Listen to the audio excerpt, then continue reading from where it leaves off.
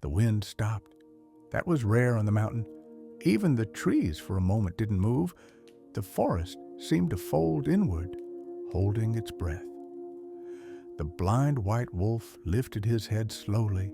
His eyes did not see, but the world was not dark to him.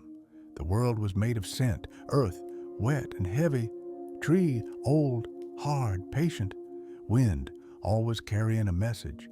But now the scent arriving was unlike any of them. This scent did not belong.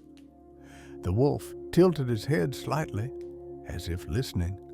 It wasn't an animal, not prey, not danger, not at all. It was weak, hungry, and the scent was hungry too. It was human, salted sweat, the metallic trace of cold, and a loneliness carried for far too long. The wolf did not step back, because some scents do not ask you to run. They ask you to come closer. The forest breathed again, but nothing was the same anymore. The blind white wolf did not retreat. For him, it was a choice, because some scents carry no threat. Some carry only absence.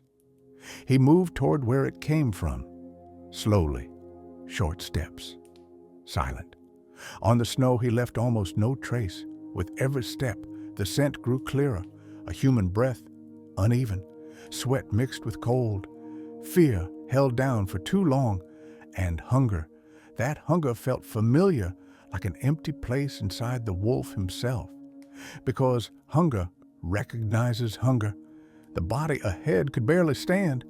Balance was gone, muscles exhausted. But it did not run. That, too, caught the wolf's attention.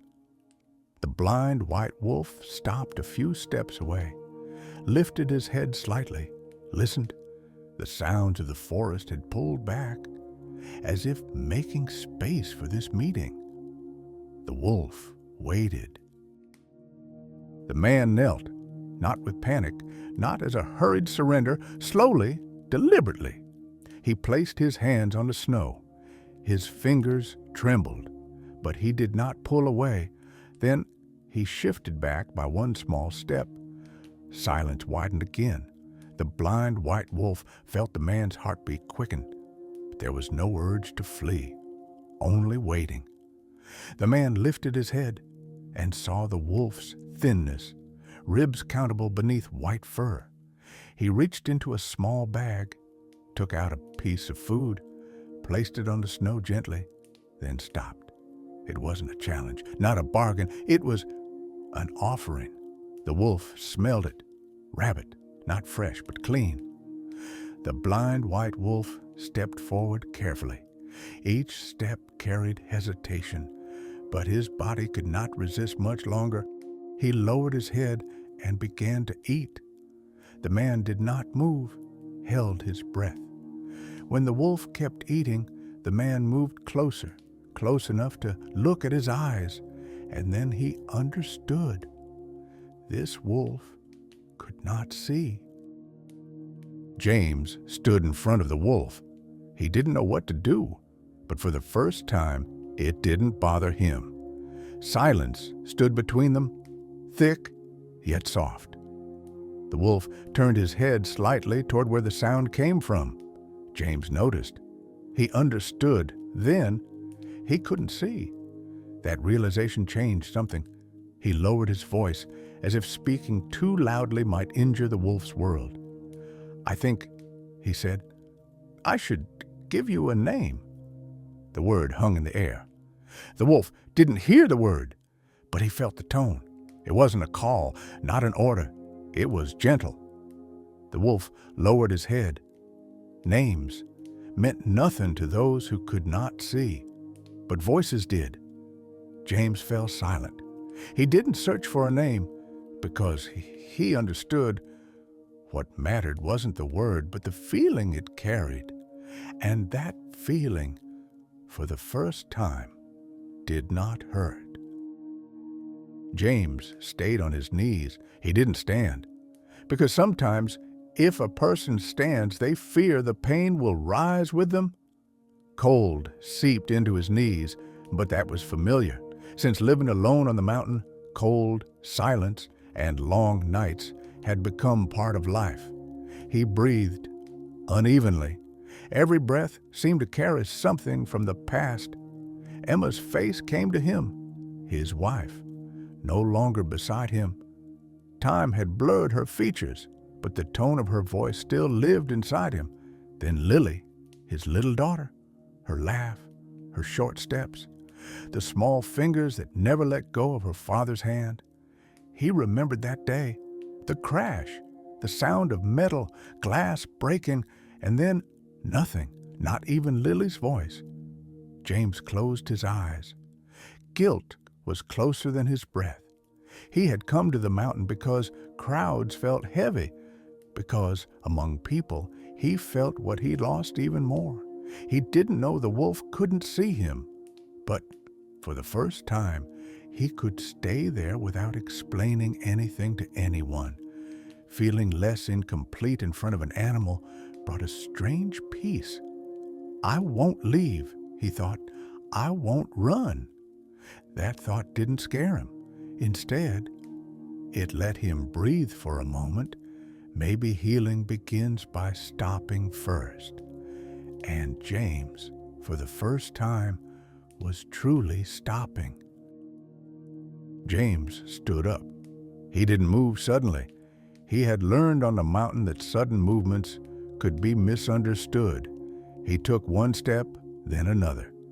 Snow compressed under his feet with a soft sound. The blind white wolf recognized that sound at once. Sound meant direction. James began to walk. He was heading home. He didn't look back. The moment he looked back, he knew he would want the wolf to follow, and wanting was too soon. But he walked. The blind white wolf paused. For the first time, he hesitated behind a human by his own will. Then he caught the scent again. The same loneliness mixed with the coldest snow. One step, then another. Each step became a distance inside his mind.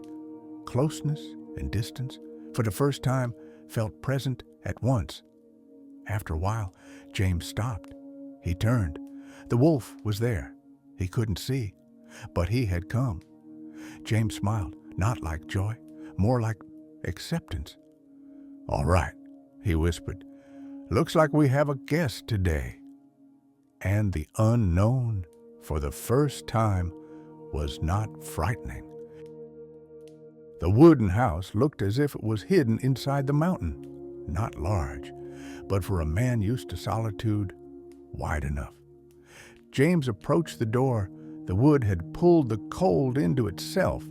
He pushed the door slowly. A creak briefly cut the mountain silence. Then silence again. James stepped inside. The blind white wolf stopped at the doorway. The scents inside were different from outside.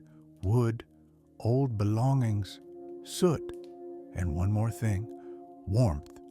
This scent was not prey, not danger, only about staying. James set his bag on the table. He hung the rifle on the wall. He did it on purpose. The sound of a weapon could leave the wrong echo in the wolf's world. Then he sat in the rocking chair. It swayed lightly. James looked outside. The blind white wolf was still at the door, waiting. James said nothing. Some invitations are not made with words. Wind slipped in through the crack. An old bowl on a table shifted, then fell. The breaking sound echoed through the house. The wolf flinched, stepped back. James didn't move. After the sound, nothing came. No shouting, no running, no threat, only calm. The blind white wolf knew this silence. He took one step, then another. He entered the house, and the wooden house, for the first time, breathed twice.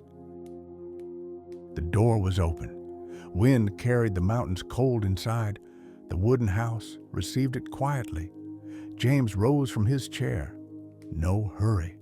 In a house, hurry meant unnecessary noise. He walked to the door. The boards groaned beneath him.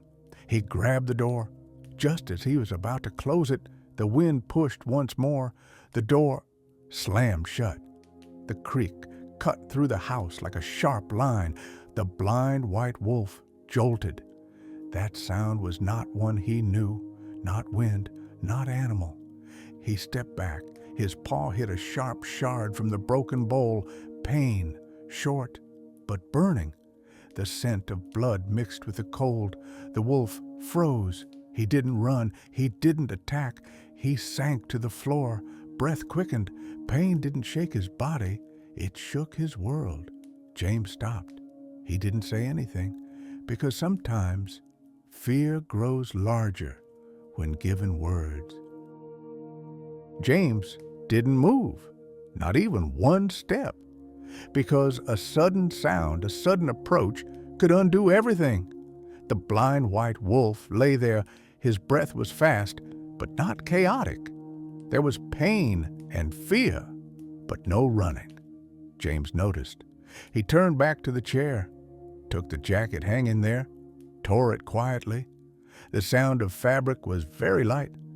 It didn't leave a threatening echo in the wolf's world. He went to the cupboard, took the bottle. When James returned, his steps could be counted. 1, 2. The wolf didn't lift his head, but he knew the man was close. The scent had changed. No panic, no threat, only attention. James crouched, lowered his voice. He said nothing. Words had no job here. He reached out slowly, touched the wolf's paw. The wolf didn't flinch. This touch was not harsh, warm, measured. James lifted the paw. The wound wasn't deep. Blood was still fresh. He poured the liquid slowly. The wolf let out a small sound, but he didn't pull away. James cleaned the wound, then wrapped it. He didn't tighten the knot. Not enough to hurt, only enough to hold. He pulled his hands back, took one step away. The blind white wolf didn't move for a while. Then his breathing slowed. These hands did not hurt. And sometimes healing begins exactly like this. James stood up, still moving slowly as if he might startle the air. He went to the fireplace, placed a few pieces of wood into the ash. The fire didn't grow at once, but James didn't hurry. Some things had to happen in time. As the flames rose, light touched his face. James's face, long, bony, cheekbones pronounced, lines left by years ran down his cheeks, under his eyes, a hollow, not from sleeplessness, from memories. His hair was fully gray, but part of his beard stubbornly stayed dark, a small detail, showing time doesn't take everything all at once. James was 40, but on some nights he felt older. He had lived alone on the mountain for years. He cut wood, carried logs. Days often looked the same, but loneliness never looked the same. Each day it touched you somewhere new. The blind white wolf didn't know these things, but he recognized the scent of loneliness, not born from pain, born from having to stay. James stared into the fire, then at the wolf lying there. "You can stay," he whispered. Not an offer, not a condition, only acceptance. The blind white wolf moved inside the house. One step, then another. His paws on wood made a soft sound, but there was no direction. Wall, table, chair, all of it stood inside the same darkness. He bumped into a chair, then the edge of the table. It didn't hurt, but he stopped. James watched quietly. For a while he did nothing. Then he thought, not like a hurried search, more like remembering. He went to the table, opened an old drawer, took out a small metal bell. It hadn't been used in a long time. He shook it gently. A thin sound spread through the room. The wolf lifted his head. The sound was clear. James knelt, moved closer. He tied the bell around the wolf's neck. Not tight, not loose. Exactly right. He stepped back. The wolf moved. The bell rang. Short, clean. A line drawn inside the dark. The wolf stopped, then took another step. The bell rang again. This time, more sure. Sound had become direction. James smiled softly. He said nothing. Some solutions don't ask for applause. They just work. James slept. Sleep came slowly, but when it arrived, it was deep. First came sound, metal, metal on metal, then glass. Breaking glass filled everything at once. In the dream, James saw his hands on the steering wheel. They were white, like snow. The wheel slipped. The road disappeared. In the empty space of the headlights, a silhouette appeared for a moment. Emma's voice. He thought she said his name, but he wasn't sure, because the voice came from far away. Then Lily, in the back seat, a small breath, the sound of a toy. James tried to turn, but he couldn't. Time was broken there. Then snow began to fall. In the dream, everything was white, silent. Inside that silence, a silhouette walked. Four-legged, white, no eyes. But James felt he was being watched. He remembered a sentence. "I think I should give you a name." The sentence echoed, as if said before, as if about to be said. The white silhouette came closer, leaving no trace on the snow. James knelt. Even in a dream, he did the same movement. He reached out, touched the white fur. It wasn't cold, it was warm. And then he understood. This whiteness was not emptiness. This whiteness was cleaned pain. A word slipped from his mouth. He heard his own voice. "Ghost." The word was short, but it was enough. The white silhouette lifted its head, as if it had heard, as if it had understood. In the dream, snow kept falling, but this time it didn't chill him. James woke. The fireplace was still burning. The bell sounded softly. The blind white wolf stood in the middle of the room. James whispered, "Ghost." The wolf turned his head toward the voice. James smiled. It was the realest thing left from a dream. And some names are not given awake. They are only given in dreams. They left early. The air was cold, but not as sharp as night. James lifted the axe to his shoulder. Ghost walked a few steps behind. The bell's sound left an uneven but familiar trace on the snow. The forest was calm, as if it hadn't fully woken. They walked for a while. No one spoke. There was nothing to say. Then a distant sound came. Metal, metal on metal, short, hard, foreign. James stopped. Ghost stopped too. After the sound, a hollow spread, just like years ago. James's chest tightened, but it wasn't panic, more like a call. He closed his eyes, and then he didn't remember. He knew the car had flipped. He didn't know how he knew, but the image was ready. A car in the snow, upside down, wheels turning as if they were still trying. Glass. The windshield shattered. Cracks along the side window, cold pouring inside, not like a dream. With awake certainty, James felt himself inside the car, upside down. The seatbelt pressed into his chest, breath short, uneven. Then, in the broken edge of glass, a silhouette appeared. White, not like snow's white. More dense, more alive, four-legged, no eyes. But James felt he was being watched. Fear did not come. That mattered, because in that moment, for the first time, it was clear. "You were there," he whispered. Not a question, not surprise, a fact. Ghost lifted his head slightly, turned toward the voice.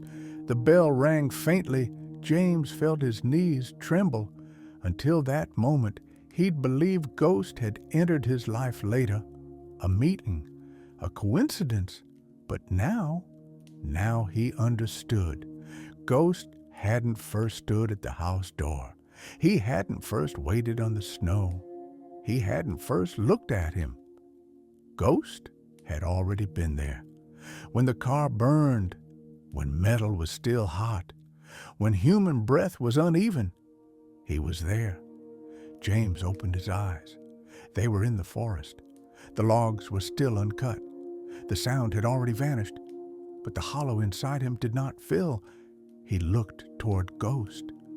"I didn't remember," he said softly. "But you—" He didn't finish. There was no need. Ghost stepped closer, then stopped. Not more, not less. James took a deep breath. Some things are not remembered, but they return. And some meetings are not the first time. They are only the first time understood. James lifted the logs onto his back, tied the ropes tight. It was work he'd done for years. His hands knew what to do. Ghost stayed a few steps behind. Their tracks overlapped. They began the way back. The forest was quiet, but this quiet was not the same as what lived inside James. Suddenly, a sound came from far away, metal, short, dull. Then a deep echo. James stopped. His breath caught. That sound wasn't a tree breaking, not a rock falling. Ghost lifted his head, ears sharp. James's knees loosened. His mind slipped backward without permission. It was night. The road was slick. Headlights cut through the dark. Then everything tilted. The car flipped. Glass broke. Cold poured inside. James forced the seatbelt loose. Emma's voice came close to panic, trying to stay steady. "James!" Lily was crying, short, broken breaths. James ran to the back door. It was stuck.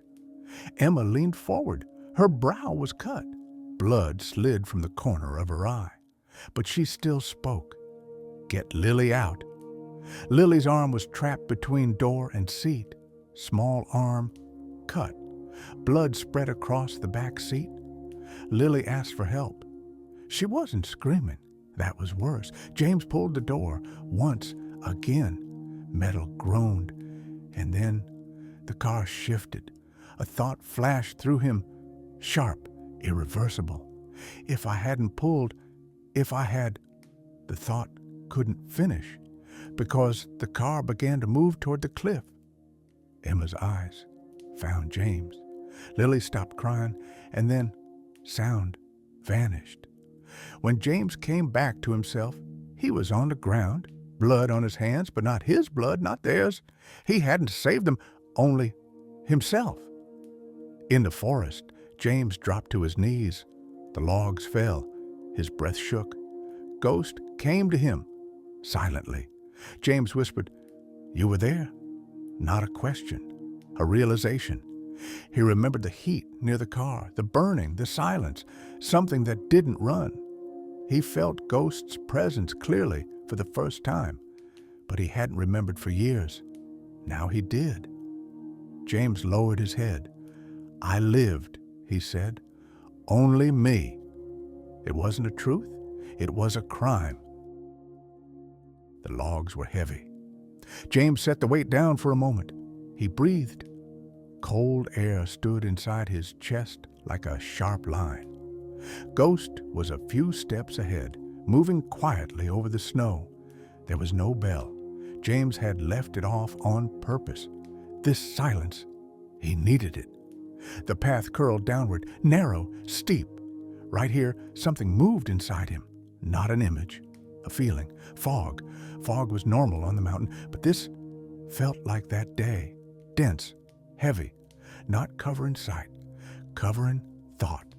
For a moment, the snow beneath his feet hardened into asphalt in his mind. The steering wheel, the same tension in his hands.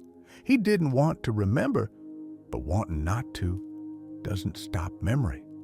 Ghost turned back. James couldn't see his eyes, but he felt the look, just like that day. In fog, a silhouette, something in the middle of the road. Stop, he had told himself, but no sound came out. James shook his head. Not now, not yet. But the thought had already taken its place. Maybe, if he hadn't forced the door, if he had been slower, maybe the car wouldn't have moved. Maybe, that maybe never finished in James's mind because there was no answer. Ghost walked on again, as if passing through the center of that thought. James lifted the logs, kept walking, but now he knew. Fog isn't only on mountains. Some roads, even years later, close in the same place. And some images, even if not fully remembered, return one day. The night in the house had been long. The fire had gone out. The logs were gone. When James woke, the first thing he felt was hunger, a familiar feeling. But this time, he wasn't alone.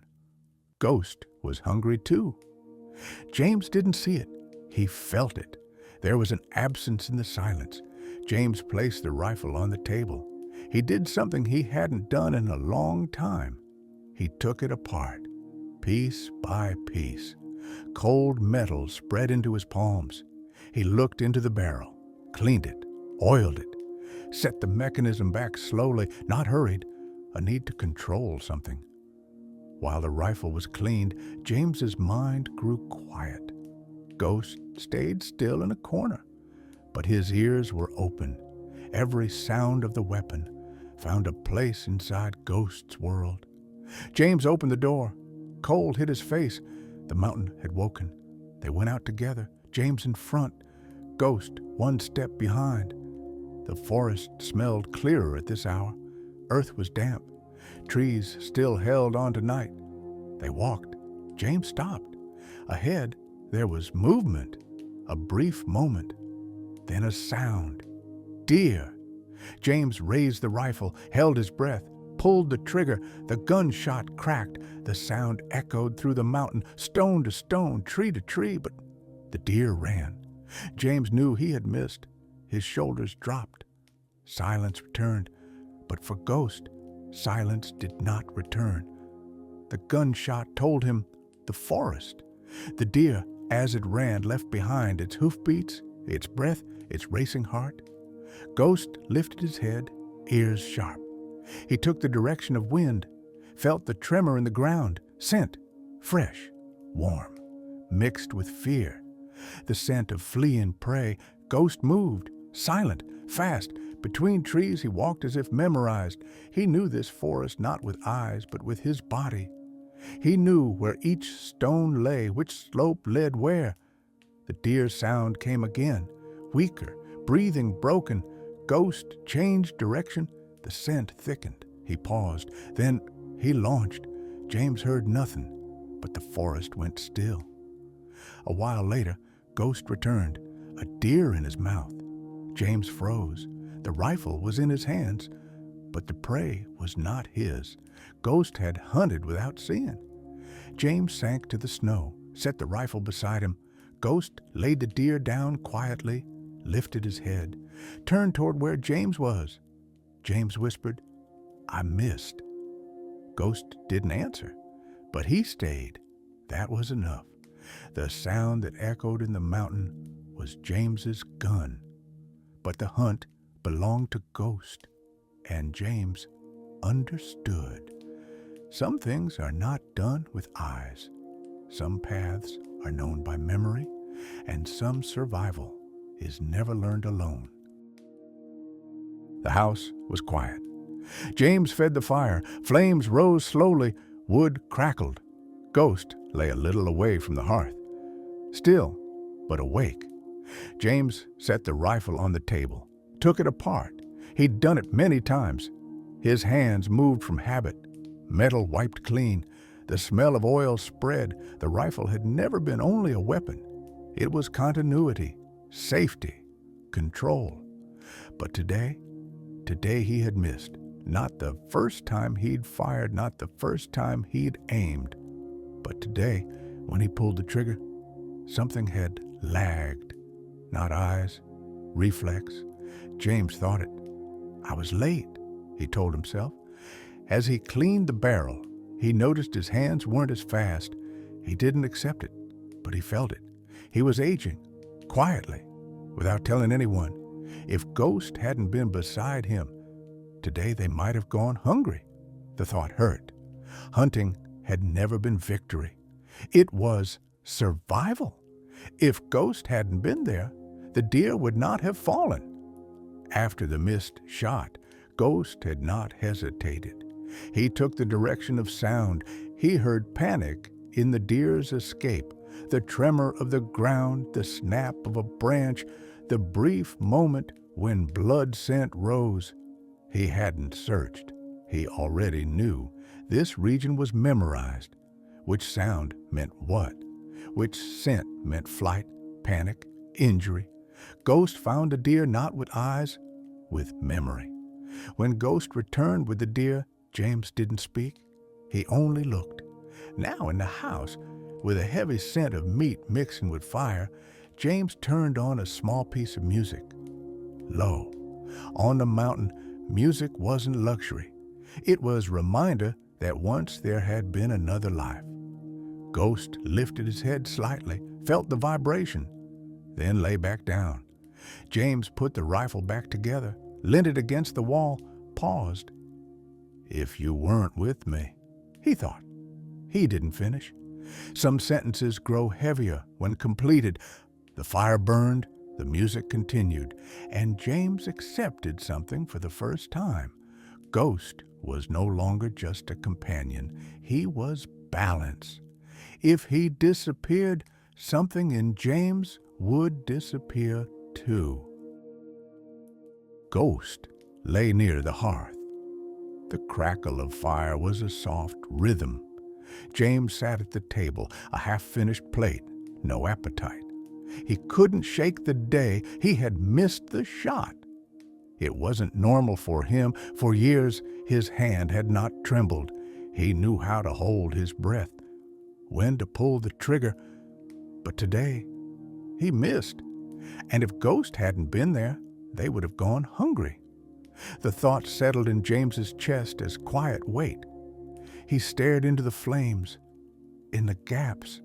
He thought he saw his own face, older, tired. He had noticed it while cleaning the rifle. His fingers were slower. His eyes didn't focus as quickly. He hadn't admitted it. Today, he had to. He looked toward Ghost, silent, breathing steady, blind. Yet he knew every corner of the mountain, what each sound meant, what each scent warned of. Today, he had followed the deer alone. A thought rose in James. At first, he didn't chase it, but it stayed. What if one day? He didn't finish. He feared making it real. The idea of Ghost not being there felt like the emptiness after the crash, reaching out and finding nothing to hold. James understood then this wasn't just a wolf. This was part of his survival, maybe his reason to stand. The fear of losing Ghost came dangerously close to the moment he lost Emma and Lily. That resemblance shook him. He stood quietly, went to Ghost, bent down, placed his hand on Ghost's neck. Ghost moved slightly, didn't wake. Only his breathing changed for a moment. James whispered, "Don't go." Not an order, a request. And for the first time, James realized fear of loss makes a person careful and also more fragile. Night had fallen. The mountain took back the sounds of day. Trees were silent. Wind changed direction. James sat by the fire. The flames didn't rise high, as if they too were tired. Ghost lay a few steps away, silent, but awake. James could tell now. Once he couldn't tell the difference between a wolf and silence. Now he could. It didn't comfort him. It opened a strange emptiness, because he noticed Ghost didn't always stay in the same place. Sometimes he lay a few steps farther. Sometimes he listened longer to scent and air. Sometimes he responded late to James's voice. It wasn't a break, but it was distance. James watched the fire, wood collapsing slowly. When something burns, it also falls apart. Ghost's presence had given him safety, but it had also made him vulnerable, because for the first time, he had something to lose. When he lost Emma, the world had already collapsed. When Lily was gone, nothing remained to hold. But now there was something, and that frightened him. James didn't whisper, didn't call Ghost. He only thought, if one day you don't. He didn't finish. Some sentences become real the moment they're completed. Ghost lifted his head. His ears moved, not toward James, toward the forest, as if he could be called at any moment. And James understood. Ghost was choosing to stay, but it wasn't a promise, not a vow, only for now. And some things, because they are only for now, frighten a person more. The fire dimmed. The night deepened. James didn't sleep. Ghost didn't fully sleep either. They were in the same silence, but no longer thinking the same thoughts. Night was heavy. The mountain slowly reclaimed its sounds. James didn't put the fire out. He let it shrink. The flames now warmed less and reminded more. Ghost lay in the corner, not asleep, eyes closed. James knew. He didn't speak. Night wasn't for speaking. Then he noticed silence wasn't the same. Once it meant loneliness. Now it carried the possibility of loss. James placed his hand on his knee. His fingers trembled slightly. He lowered his head. What if one day, he thought. He didn't finish. Some sentences become real when completed. Ghost shifted. The bell made a tiny sound. James startled, not from fear, not from habit. It was a reflex arriving late. Once he would rise instantly. Now he paused, and in that pause he understood. Time didn't only gather memories, it took things. Quietly, reflex, sharpness, the ability to decide fast. These didn't leave loudly. They withdrew slowly. James lifted his head, looked toward Ghost. He knew Ghost couldn't see, but he looked anyway. You, he thought. He didn't speak further, because the real fear wasn't losing Ghost. The real fear was this. Without Ghost, James no longer knew how to live. The fire shrank. The mountain fell silent. And James thought for the first time, some bonds aren't unbreakable because they're strong, but because nothing else can replace them. At dawn, James finished the door. Not the main door. Small, quiet. A low wooden opening with a soft flap. Not to keep it silent, to keep the cold out. This door was not for a human, it was for Ghost. Ghost went outside. The forest took him in immediately. Trees thickened, trunks covered in snow, branches swaying slowly. Falling snow began to erase old tracks, first the edges, then directions, then everything that could be remembered. When wind moved through the forest, it didn't only carry sound, it carried a hollow into a person. Ghost went on. James didn't see, but he knew. When James woke, he didn't stand right away. First he listened. No bell. The house felt too quiet. He stood. His eyes went to the small door. The flap was closed, but Ghost wasn't inside. A familiar tightening gripped his chest. I'm late, he thought. Maybe. He didn't finish. Every finished possibility was heavier than the last. Wolf scent, blood scent, a stranger animal, hunger, a trap. James stood at the door. He didn't go out, because going out meant being ready to see the truth. Then, the small flap moved. His hand hung in the air. The flap opened. Ghost stepped inside, slow, head low, breath uneven, fur dirty, some patches dark. Around his neck, dried blood. James took one step, then stopped. His eyes searched Ghost's body. Bite marks, claw marks, a break. He found nothing, but he didn't relax. Some wounds don't show immediately. Ghost stopped, lifted his head, turned toward where James was, and in that moment, James understood. He hadn't left. He had returned. James knelt, placed his hand on Ghost's fur, not long at first, trembling, then steadier. He didn't ask, "What happened?" Because some questions want answers. Some only want to stay there. Ghost was silent, but his body collapsed beside James like exhausted waiting. Outside, snow kept falling, covering tracks. But inside James, nothing was covered. That night, he thought for the first time, losing Ghost was more frightening than finding him, and that thought settled into James's deepest silence. James kept his hand on Ghost's fur a long time. He didn't move, he didn't speak, he only breathed. Ghost was standing, but he had no strength. Around his neck, fur had darkened, blood had dried, but the scent was still warm. James noticed. A thought flashed, fast and sharp.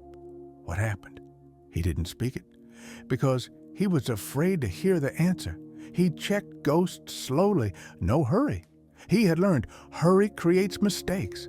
He searched for a break, a deep wound, a bleeding hollow. Nothing. But that didn't mean nothing had happened. He looked at the marks again. Not a fall, not a branch scrape. This was the trace of close contact with another living thing, a struggle. James's chest tightened. Ghost had not been alone at night, and James had been here. That thought didn't pin him down. It didn't lift him up. It only became weight. Ghost lifted his head slightly, felt James's hand shift. For a moment, his tail moved. Not forced, habit, as if saying, "I'm here." James closed his eyes. For an instant, he pictured Ghost not returning. For the first time, the thought became clear, and he realized what he feared losing wasn't loneliness anymore. It was Ghost. He opened his eyes. The fire was almost out, but not fully, like something inside him. Ghost lowered himself to the floor, exhausted.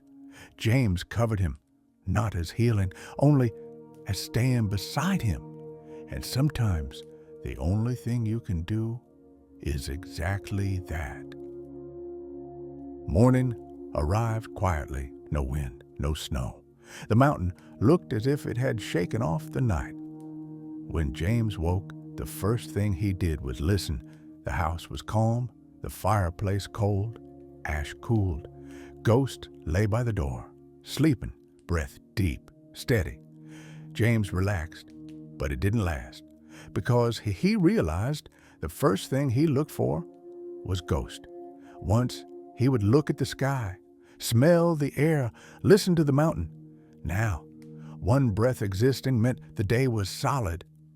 James stood quietly, went to the small door. No tracks. Snow had covered the night. It should have comforted him, but it didn't, because he knew some tracks aren't covered by snow. Ghost opened his eyes, lifted his head slightly. He heard James. He didn't stand. He was simply there. That was Ghost's way of saying, "I'm here." James paused. Then, without meaning to, he spoke aloud. "We're not going out today." Not for Ghost, for himself. Because some days aren't for hunting, some days are for staying. James sat in the chair, looked at his hands. They weren't shaking, but they weren't as sure as before. Time took things back quietly.